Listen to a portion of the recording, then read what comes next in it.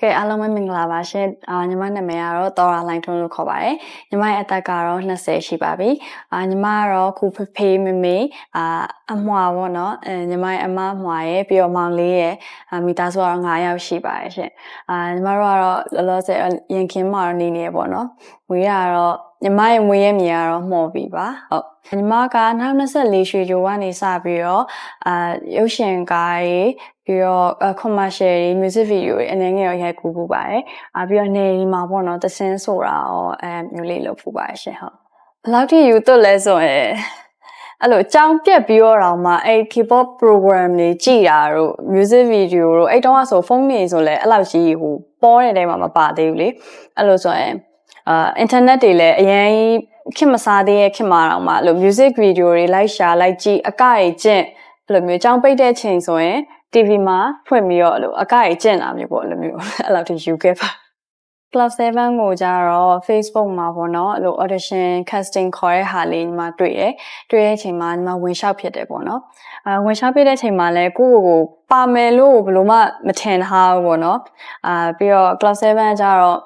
မှန်ကန်တယ်သူသွားတဲ့နီလန်ကအဲ့လိုဆိုတော့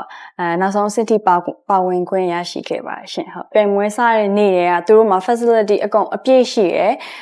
မနက်စာ breakfast ကအစပေါ့နော်အဲ့ဒီအချိန်မှာညီမလုံးဝမထင်ထားဘူးထင်ထားဆိုတာပုံမှန် casting တွေသွားဖြစ်ရဲ့အချိန်မှာနတ်စာတို့ရှည်တို့စီစဉ်ပေးရမျိုးကညီမမကြုံခဲ့ဘူးပေါ့နော်အခုဒီ casting မှာကျတော့အဲ့လိုမျိုးစရစားတော့ပြီးတော့ second round မှာဆိုရင်ဝစ်ဆောင်နေရအစားပေါ့နော်အဲ့လိုမျိုးteam work ကောင်းတယ်ပြီးတော့လို့ရှိရင် management ကောင်းတယ်ပေါ့နော်ပြီးတော့class 7ကမျက်နှာလိုက်ခြင်းဗတ်လိုက်ခြင်းလည်းလုံးဝမရှိဘူးဒါညီမကိုယ်တိုင်ကြုံခဲ့ရမှာလို့ဘာလို့လဲဆိုတော့အကုန်လုံးကို CEO ကဒန်းတူချစ်ပေးရပေါ့နော်ဟုတ်အဲ့ဒါကိုညီမတို့ခန်းစားမိပါတယ်ဒီ production entertainment ကိုရောက်လာပြီဆိုတော့အချိန်မှာညီမတို့အနေနဲ့အတက်နိုင်ဆုံးပေါ့နော်လုံးနိုင်သမျှကောင်းကောင်းလုပ်ပြီးတော့အများကြီးစူးစမ်းပြီးတော့ဒီရော company ရောပြီးတော့ကိုရောပေါ့နော်အောင်မြင်အောင်အများကြီးလုပ်သွားချင်ပါတယ်ဟုတ်ညီမတို့ပေါ့နော်ပွဲဦးထွက်လာတဲ့ခါကျရင်ညီမတို့ညီကောင်မအကောင်လုံး